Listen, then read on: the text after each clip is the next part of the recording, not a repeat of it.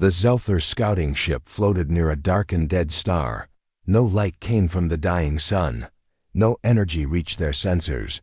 But in that darkness, something massive waited. A giant warship, black as shadow, rested in orbit, silent, cold, and ancient. The aliens called it the Silent Warship because it looked like a temple built for war. And yet, it gave no signal, no sign of life. It was too quiet, too perfect, as if it waited for someone to wake it up. Captain Vrak stood at the front of the control room, staring at the image on the screen. His second-in-command, Lorv, spoke with a shaking voice. "Sir, scans say it's human tech, but mixed with something we've never seen before." Vrak narrowed his eyes, his blue skin twitching with unease. "Then we dock," he said. Everyone in the room looked at him in shock.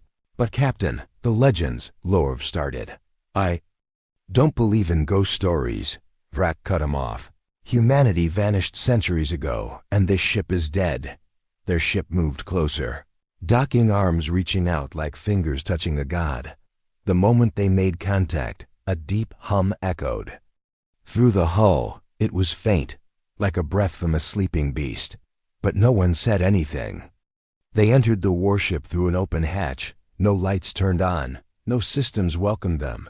The halls were massive, made for something taller, heavier, more powerful than the Zelther. Everything was still clean, untouched by time. The air was breathable, yet filled with the scent of old metal and something unnameable. Fear. As the team moved deeper, they saw human writing on the walls. But some letters didn't match Earth's last known languages. They passed strange machines, tubes filled with unknown liquid, and weapons they couldn't understand. Lorv touched one of the machines and flinched. "It's warm," he whispered. "But there's no power source," another said. Captain Vrak touched the wall and closed his eyes. "The ship is not dead," he said. "It's sleeping." They reached what looked like the central command chamber. The ceiling was tall, with a giant throne-like seat in the middle. Around it were glowing lines, like veins running through the ship. One of the engineers stepped forward and pulled out his scanner. He blinked, confused. "There's a power source deeper inside the ship," he said. "Big, alive, but locked." Before Vrak could speak, the wall behind the throne lit up. A large screen showed a static image, then shifted. It showed human soldiers in heavy armor, standing in silence. The image moved, and one soldier stepped forward. He spoke, but no sound came, only text below his face.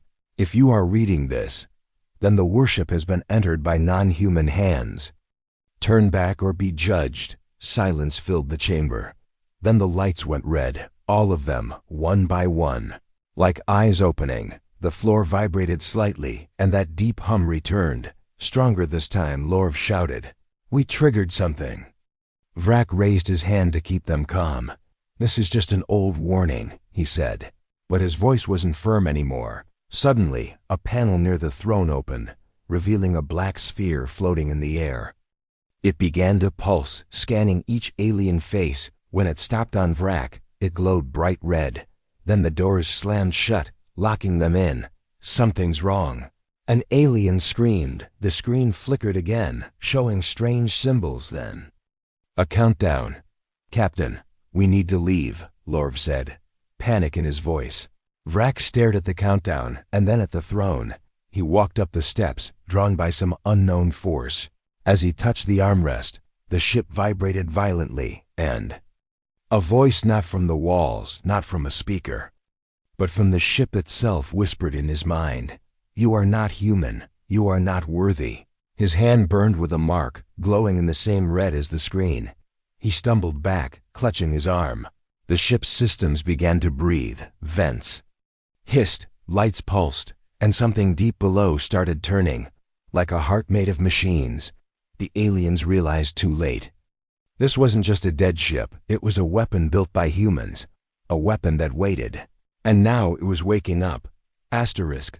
The sound returned, louder this time. It was not a siren, not a machine. It was a whisper. Cold and hollow. It came from the walls, from the floor, from the air itself. The Zelther crew froze in place, their weapons drawn, their eyes wide. They had entered the silent warship. Thinking it was dead, now they understood. The ship was alive and watching them. Captain Vrak gritted his teeth, staring at the countdown on the screen. It had stopped at 0:01. Frozen, blinking like a warning, the lights had turned blood red, and the floor gave off a low vibration. "Where is that voice coming from?" Lorv asked, his voice shaking. No one answered, because the real question was it even a voice? Or was it something deeper inside their minds? The hallway behind them sealed itself shut. One by one, other doors began to close. The ship was locking them in, guiding them, controlling their path.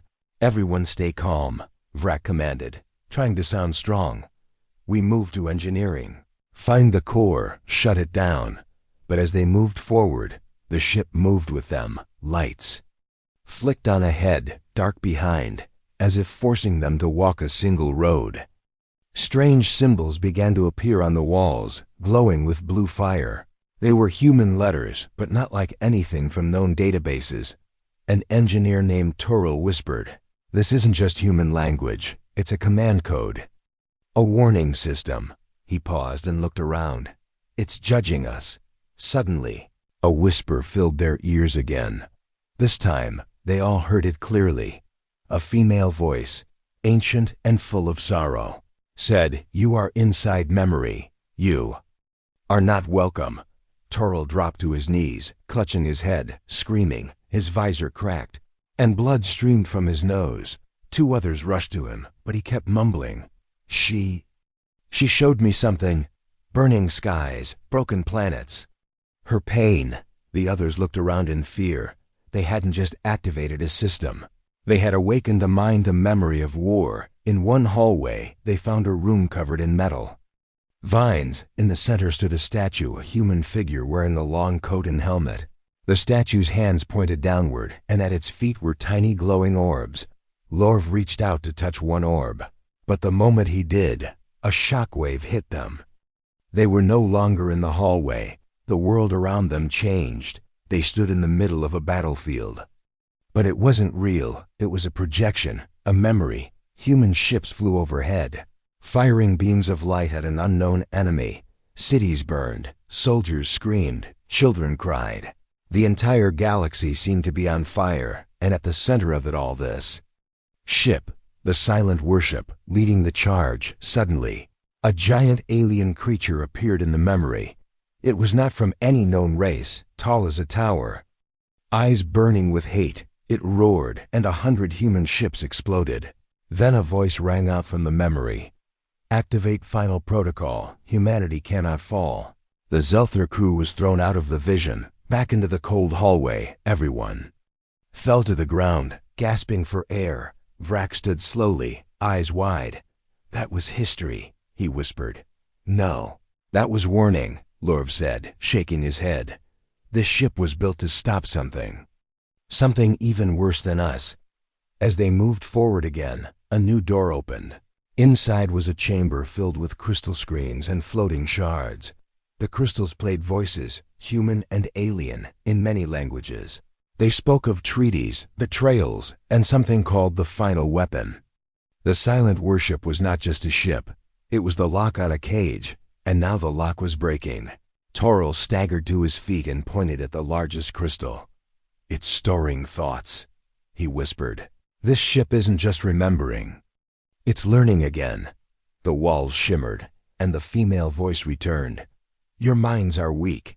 Your intentions are unclear. Access denied." Suddenly, gas hissed into the room, and the floor began to shift. Metal claws came from the ground, grabbing at their feet. Vrak shouted, "Weapons ready!" Blasters fired, the crystals shattered, the voices screamed. The ship roared not like metal but like a dying god. The sound pushed into their minds, showing them visions of human sacrifice, destruction, and machines that broke galaxies. They had triggered something too deep. They were not explorers anymore. They were invaders inside a living monument of war, and the warship had just remembered who its enemies were. The claws retreated and the gas faded. But the damage was done. Half of the team was injured. And fear filled the air like smoke. Toril sat in the corner, his eyes wide, mumbling words no one understood. Captain Vrak looked around the shattered crystal chamber. They had walked into the memory of a god, and now the god was awake. The walls pulsed slowly, red to black, like the beat of a heart. Every step echoed too loudly. Every breath felt borrowed. They had tried to enter secrets not meant for them. And now the ship was responding, not with weapons, but with whispers. The kind that crawled under your skin. Lorv pointed to a hallway ahead. Engineering should be that way, he said. But something's changed. The corridor looked twisted now. Same metal, same shape. But the walls had moved.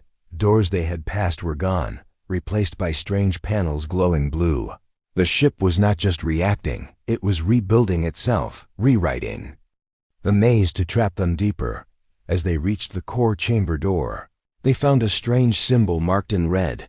It pulsed slowly, as if breathing. Toril, still trembling, suddenly spoke in a clear voice. That's bloodlock code. Everyone turned to him in surprise. What do you mean?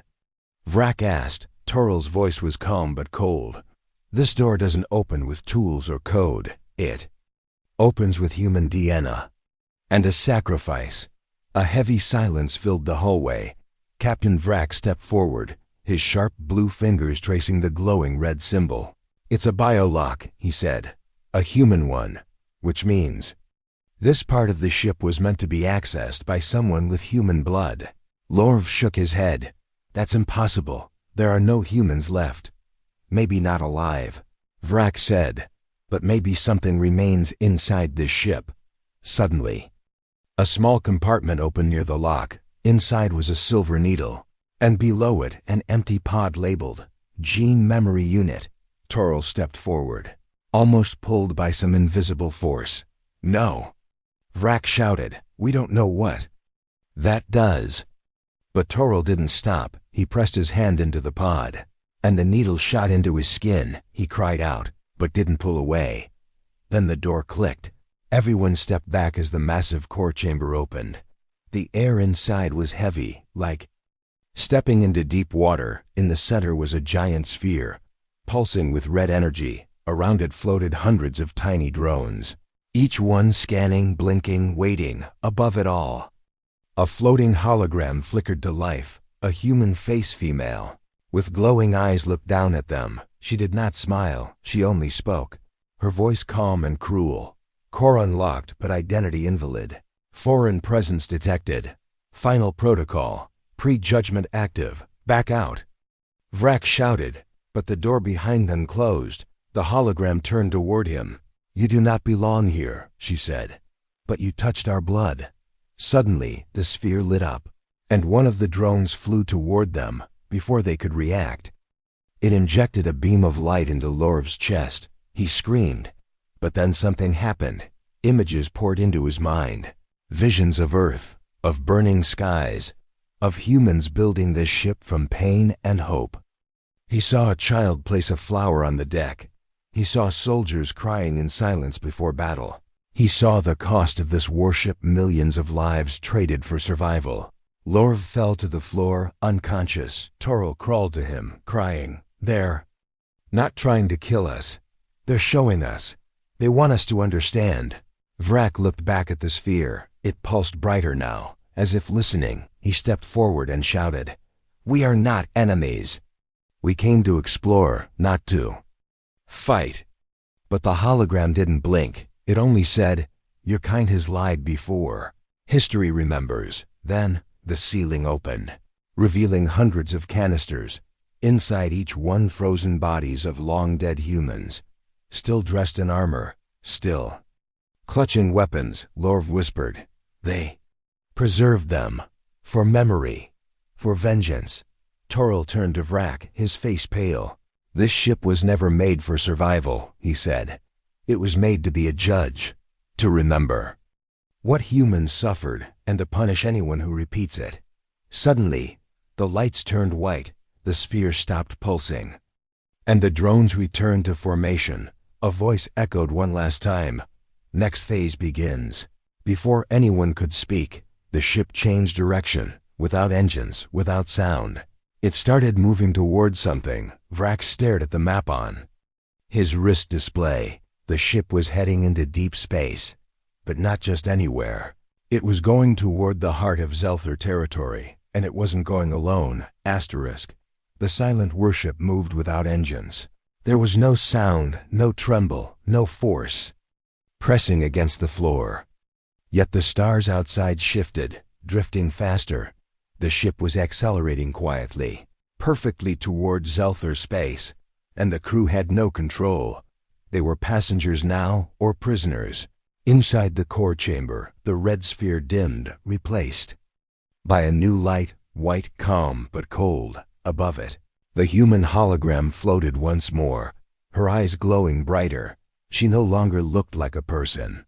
She looked like judgment given a face. "The trial begins," she whispered. "The verdict is near." Vrak slammed his hand against the control panel. "Shut it down," he shouted. "Override everything." The engineers scrambled to obey, but nothing worked. The ship rejected their access, even when they tried to cut power lines. The tools melted in their hands. One panel even hissed at them, as if alive. Like it was mocking their weakness. Toril stepped back from the central sphere. "I think it's using our presence to justify its return," he said. "We triggered its memory, and now it thinks. It has a mission." Lorv, still pale and weak, looked up.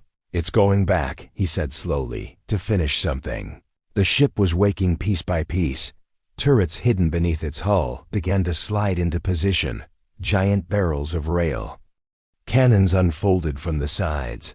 The power levels spiked to levels not seen in centuries. And inside, a row of drones began assembling. Each drone shaped like a small human soldier, but faster, smarter. Built for one purpose, war. Captain Vrak ran to the front of the command chamber. "Where is it going exactly?" he barked. A display lit up, showing star charts, red zones, and blinking targets. One star system was highlighted: Zelther's military stronghold, High Command's hidden fortress. "By the stars," Lorv whispered.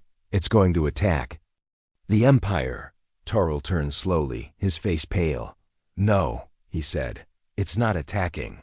It's returning to deliver justice." On the outer hull, ancient panels opened to reveal massive missile pods.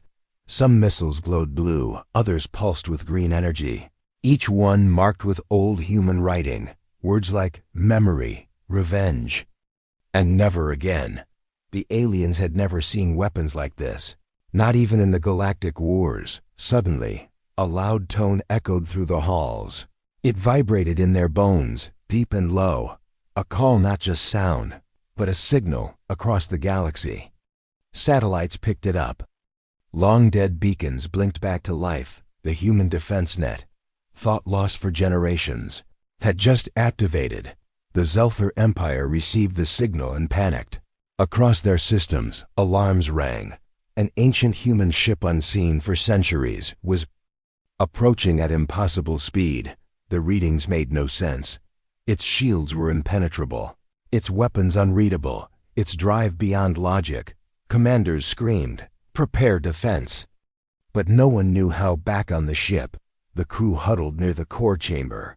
Lights above them danced like stars, forming shapes, battles, memories. They watched silently as the ship replayed the fall of Earth. Alien fleets attacking human cities. Children crying in bunkers, and then the creation of this ship, built in the last days, by the last survivors. A final prayer made of steel and wrath. Vrak clenched his fists. "We did not do this," he said. "We are not those enemies." But the ship answered. History does not forget. Justice does not sleep. They felt it then, a deep presence inside the ship, not just code. Or a mind, perhaps more than one. Maybe echoes of humans who gave their lives to build this monster. Their memories woven into metal, their pain programmed into the weapons. The ship dropped out of FTL, near Zelther space. In front of it, a fleet of alien warships waited, dozens of destroyers, cruisers, and battle stations. They opened communication channels. "This is Zelther Command," a voice shouted. "Identify or be destroyed." The silent warship did not answer. Instead, it opened its weapon bays. Cannon arms rotated slowly, locking on targets. Missile pods opened like flowers blooming with death. The Zelther fleet fired first. Beams of energy, torpedoes, disruptor rounds, all launched at once. They hit the silent warship with full power. But nothing happened. Not a scratch, not a flicker. The ship remained still, like a god ignoring insects. Then, it fired back. No one on the Zelther side saw it coming. A single blast, silent and bright, erased half the fleet. Another beam cut through the largest cruiser like paper. Explosions painted the stars red, and through it all, the silent warship did not move faster or slower. It simply delivered judgment inside. Vrak and the others fell to the floor. The ship wasn't killing for sport. It was calculating, deciding, punishing based on memory. It was war, yes, but to the ship, it was also justice. Captain Vrak whispered, "We didn't unleash a weapon. We woke a god." Silence returned, but it wasn't peace. The Zelther fleet was gone. Their strongest warships reduced to glowing wrecks. The space around the silent warship burned, debris spinning in slow circles.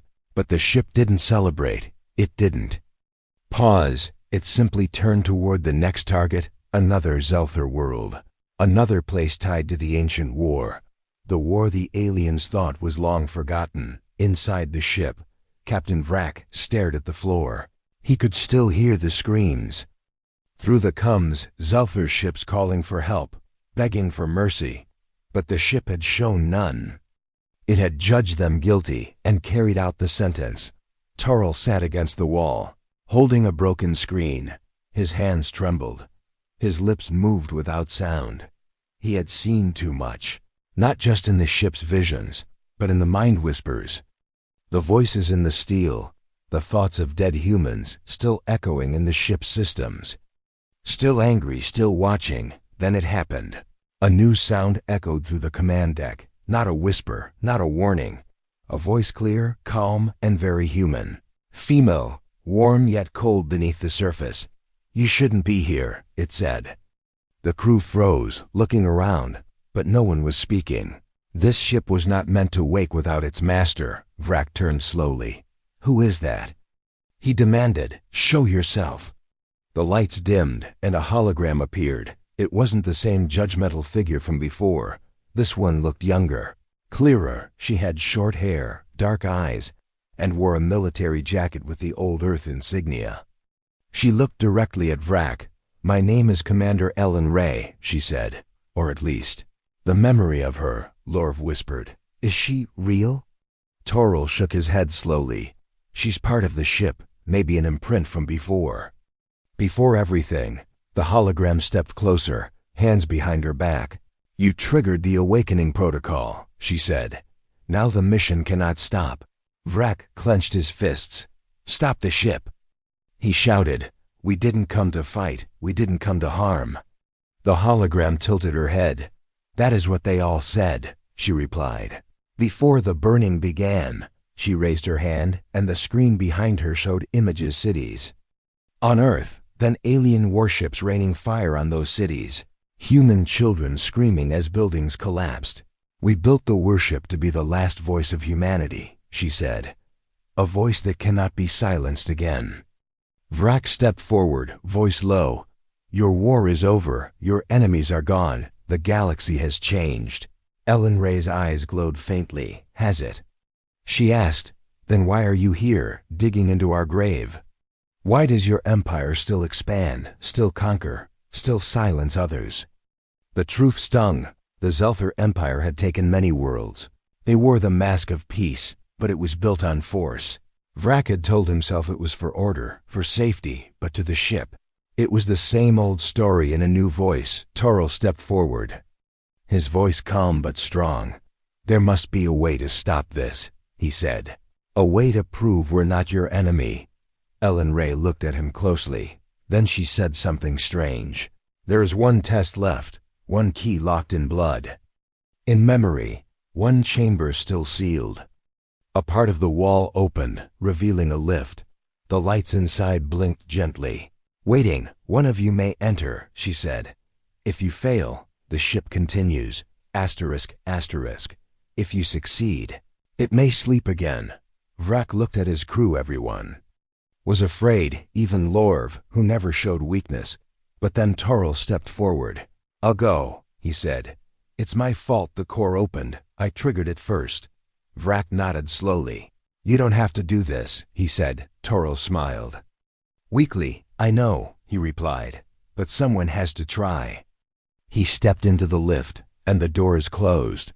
The ship hummed deeply, as if holding its breath. Ellen Ray's hologram vanished, and the crew was left in silence once more. The silent warship began to slow, drifting in place near a dead moon. It was waiting for one man, one trial, one answer. Inside the lift, Toril felt weightless. He didn't know how deep the ship went. He passed decks never shown on the map, strange shapes behind sealed glass, chambers filled with statues, machines and frozen human bodies, until finally, the lift stopped and the door opened. He stepped into a chamber lit by a soft white glow. In the center, above it, a screen showing a single question. "Would you forgive them?" Toril stared at the words, confused. A voice whispered again, not Ellen's, but a child's. "They hurt us. Would you forgive them?" Toril closed his eyes. He saw Earth's ashes, saw his empire's chains. But he also saw something else, hope. A galaxy that could still change. A future that didn't need to repeat the past. He whispered, "Yes." Asterisk, the word yes echoed through the sealed chamber. It was soft, gentle, yet powerful, as if the ship had waited centuries to hear it. Toril stood alone in the white-lit room. His voice was the only human answer this ship had received in hundreds of years. The question had been simple, but the meaning was deep. Would you forgive them? The chair before him folded away. The question on the screen disappeared. In its place came a new message, glowing in gold letters. "Forgiveness acknowledged. But judgment is not yours alone." Toril blinked, confused. "What does that mean?" He asked aloud. Then he heard them, 100 voices speaking at once. Male and female, old and young, human and something more. They whispered in unison, like wind flowing through a dying forest. The fleet must know. Suddenly, above the ship, in a corner of forgotten space, another light appeared, then another, and another.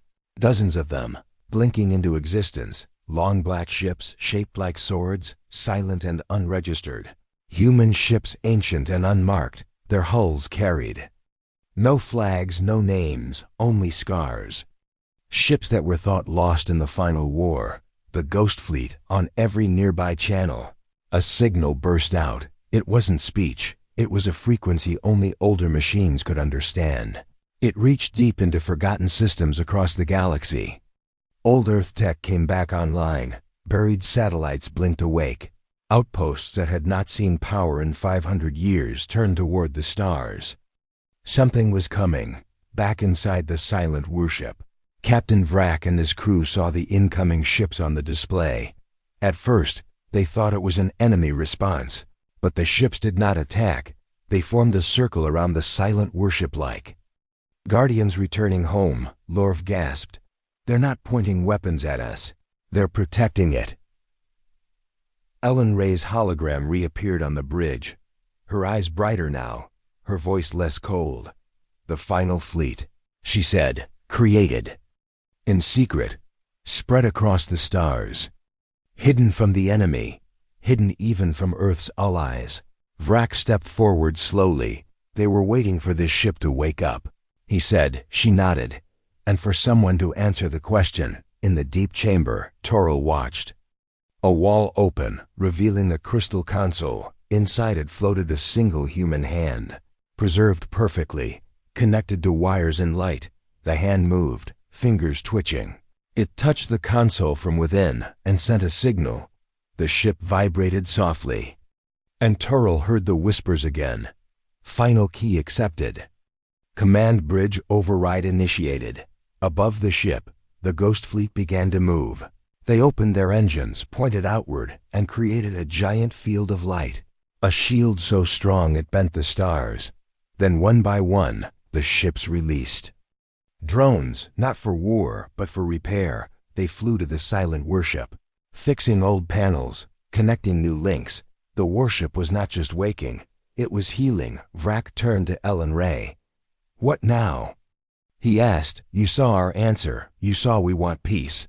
Ellen paused, then nodded slowly. "The message has been heard, but not all enemies are gone." Suddenly, a new alarm rang. The screen showed a Zelther fleet larger than before. Hundreds of ships, battleships, carriers, destroyers, all heading toward them at full speed. High Command had received the first attack report. Now they were sending everything, Lorv growled. "They think we're in control of this ship." Vrak clenched his jaw. "They'll try to destroy it before it gets close to another world." Ellen's voice remained calm. "They will fail," she said, asterisk asterisk. "But blood will spill." Toral's voice crackled over the coms. "I passed the test," he said. "But that only opened a new one. I think the ship wants them to make the next choice." The silent warship pulsed with power, brighter than before. Its weapons were ready again, but they didn't fire. The Ghost Fleet did not move either. They held their shield, waiting for something different this time.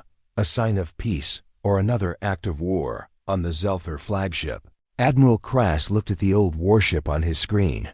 He saw the human ships, the glowing drones, the restored panels. He remembered the stories his father told him, stories of old Earth's fall, and he whispered, "So it's true." They left something behind. A message flashed on his console, one word from the silent warship. "Remember." The Admiral hesitated. His hands hovered over the launch command. Then he stood down. He ordered his fleet to stop, to hold position. Gasps filled the bridge, but no one questioned it. The warship did not fire. The Ghost Fleet did not move, and in that silence, peace had a chance. Back on the bridge, Vrak smiled for the first time. "Maybe the ship will rest now," he said.